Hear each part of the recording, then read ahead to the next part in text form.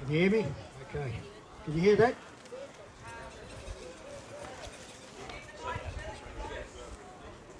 A little bit closer. What about that? Yeah, well, I'll say what I can within 2 or 3 minutes. I'll, uh, I'll start off with my first words to um, John when I met him on the steps about 4 years ago.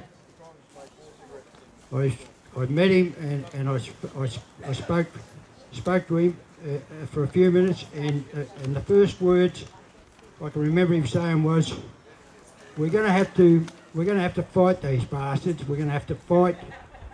We're going to have to fight for our freedom, but we've got to keep it peaceful. We mustn't allow any violence because we'll be playing right into their hands. And he came out of all that tyranny and that fear. This figure in his military uniform. And he showed people how to stand up to people, stand up to these crooks. And people rallied around him. And he became a leader, along with a few other people with his medals and his hat. He became a figure that people rallied around. And throughout that, the next 4 years, he led the marches. He showed people how to fight. And he carried right on through till the marches ended. At last Christmas, we had our break up at the Young and Jackson's hotel, but he never left the freedom fight. He really was that warrior that everyone saw.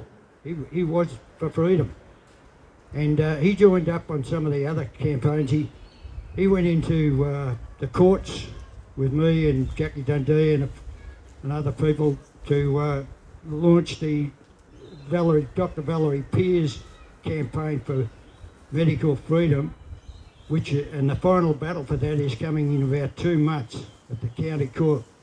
We are going to win, but it's really going to shake up the entire court system, the medical system, the mandates. There'll be all sorts of legal and insurance changes.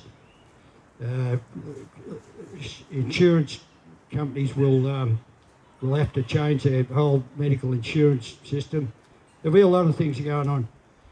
But he also joined with us for the Protect the Shrine movement, which has got going because we know that the crooks are trying to close down the shrine. It actually turned into a restaurant actually.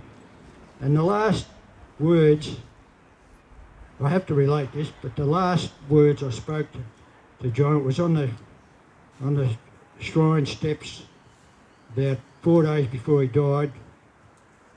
I said, I'm going to have to. I've got to. I don't want to lose you, John. You've got to stay with us because I'm going to need you at the trial. And he said, how long away is it? And I said, about 3 months. And his head sort of dropped a bit, and he said, I'll try.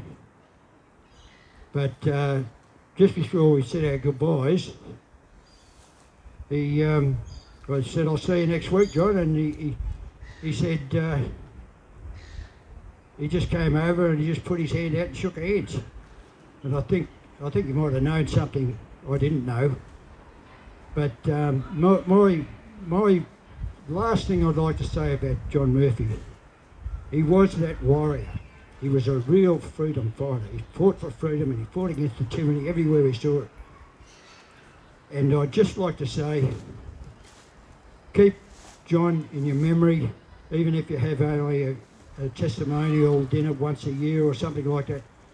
Tell your kids and you explain the story of John Murphy, because he is going to join the greats, the Weary Dunlops and Henry Lawsons and all them. He was a freedom campaigner, and I'd just like to say he's a legend in my mind. He was a legend in his own lifetime. That legend is going to grow. He wouldn't ask for a statue or anything like that. He will be remembered because he was that legend. Thanks.